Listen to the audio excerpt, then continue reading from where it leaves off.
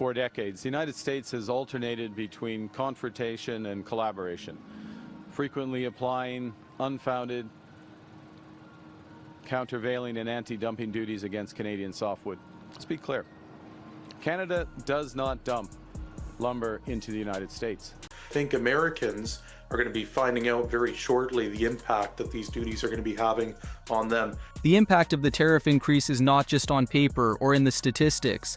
Many people have already started to feel the effects in real life.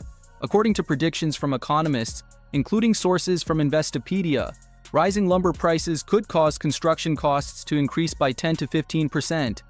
In areas that frequently face wildfires such as California, where there is an urgent need for rebuilding homes, this means families will bear additional costs, face longer waiting times, and have fewer options when rebuilding their homes.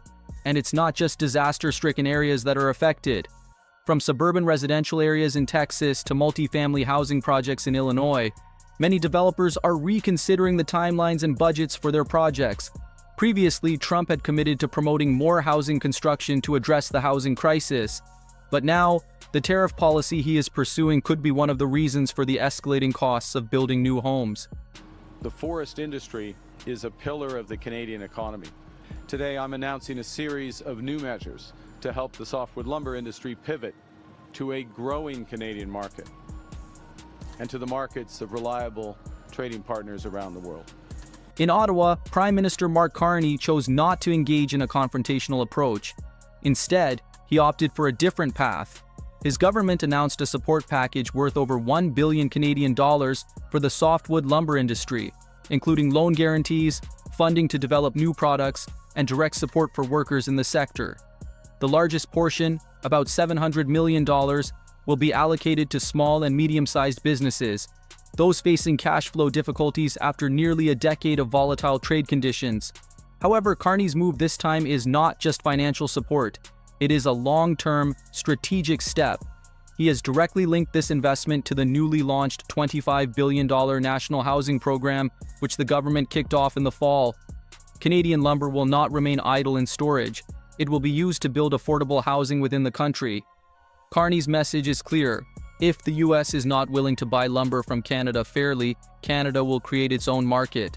U.S. could increase the amount that it imports from countries like Germany or Sweden in terms of just softwood, but they do not have enough to completely replace how much we get from Canada.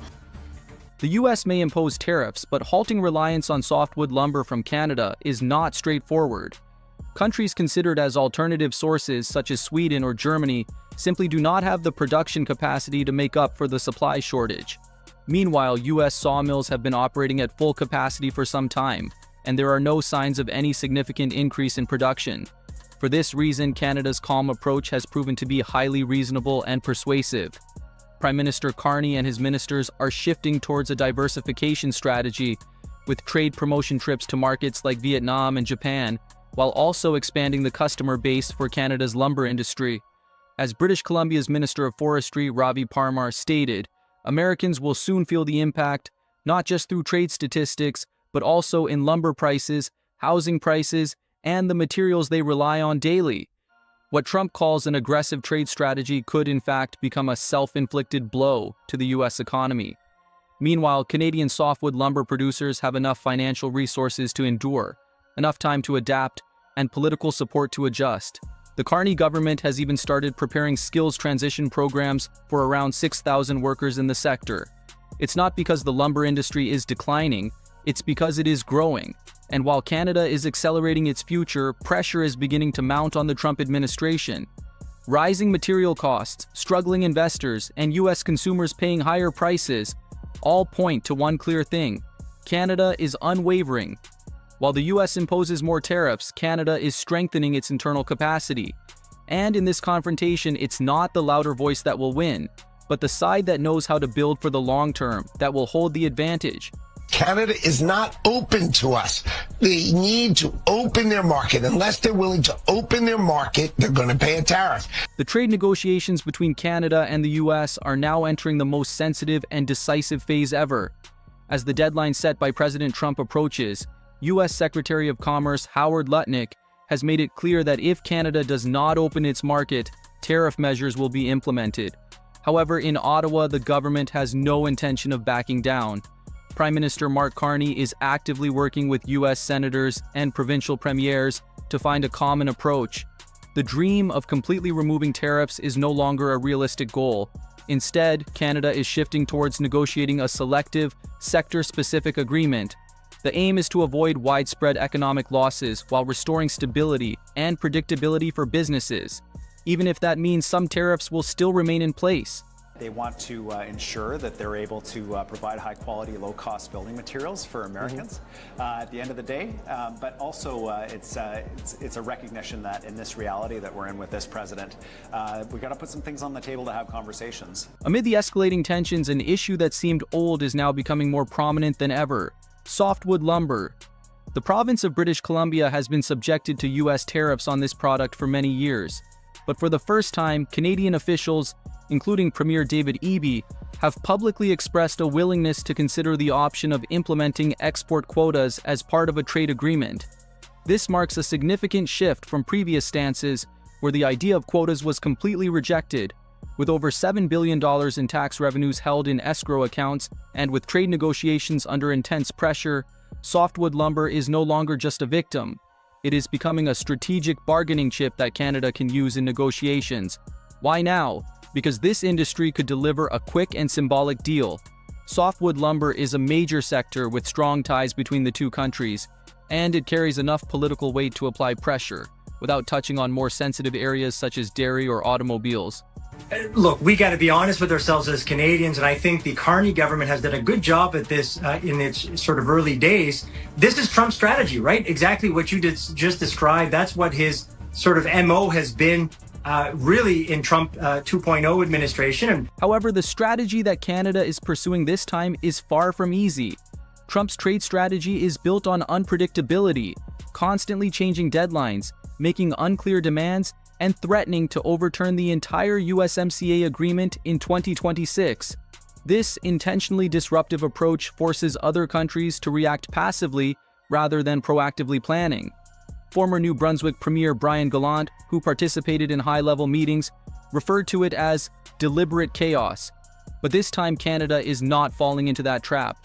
Prime Minister Carney's government has chosen to stay calm. They are not reacting emotionally, but are focused on maintaining discipline, listening to the provinces, adjusting federal priorities, and expanding their strategy beyond North America. Canada's response has been somewhat quiet, but it is clearly coordinated. Ontario focuses on protecting the automotive industry. British Columbia has proactively brought softwood lumber to the negotiating table. Quebec calls for transparency on timelines and roadmaps. Despite differences, the provinces are showing rare unity. Nationally, Canada is strengthening its position.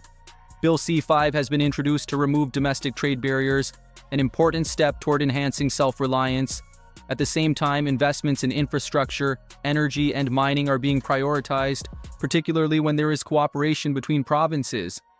On the foreign front, Canada is expanding its influence, from strengthening ties with Mexico and the European Union to restarting dialogue with the G7 nations.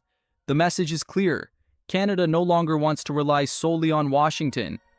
Trump may continue to use the tariff card, but the cost of doing so is becoming increasingly evident, not just for Canada, but also for the U.S. Softwood lumber tariffs have caused construction costs to rise in many parts of the U.S., especially in markets that have traditionally relied heavily on lumber imports from Canada. U.S. lawmakers are feeling the pressure. A bipartisan delegation of senators is currently in Ottawa, not to impose conditions but to find ways to maintain economic stability. The longer the standoff continues, the more Canadian industries are accelerating their efforts to reduce reliance on the U.S., and that's the paradox.